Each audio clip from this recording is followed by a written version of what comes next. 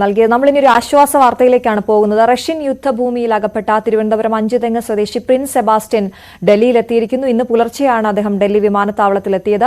വ്യാജ റിക്രൂട്ട്മെന്റ് തട്ടിപ്പിനെ കുറിച്ച് അന്വേഷിക്കുന്ന CBI സംഘത്തിന് വിവരങ്ങൾ കൈമാറിയ ശേഷം നാട്ടിലേക്ക് മടങ്ങുമെന്നാണ് ലഭ്യമാകുന്ന വിവരങ്ങൾ. ഡാൻ കുര്യൻ ചേരുന്നു കൂടുതൽ വിശദാംശങ്ങളുമായി. ഡാൻ, എന്തായാലും ആശ്വാസമാണ്.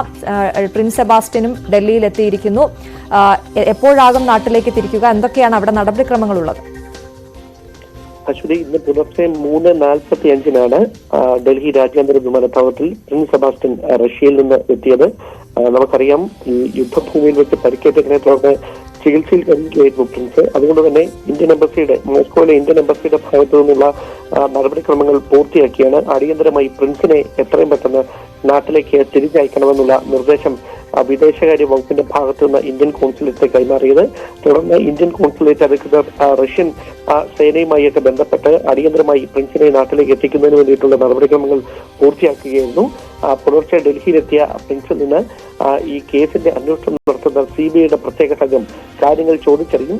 ഈ കൃത്യമായി ഈ റഷ്യയിലേക്ക് എത്തിച്ച ഏജന്റിനെ സംബന്ധിച്ചും കുടുങ്ങിക്കിടക്കുന്ന മറ്റ് ഇന്ത്യൻ പൗരന്മാരെ സംബന്ധിച്ച കൃത്യമായ വിവരങ്ങൾ പ്രിൻസ് ചോദിച്ചറിഞ്ഞതിനു ശേഷമായിരിക്കും പ്രിൻസിനെ തിരികെ തിരുവനന്തപുരത്തേക്ക് അയക്കുക. എന്തായാലും പ്രിൻസിന്റെ വരവ് കാത്ത പ്രതീക്ഷയോടെ കാത്തിരിക്കുകയാണ് അഞ്ചുതെങ്ങ് എന്ന കടലോര ഗ്രാമം.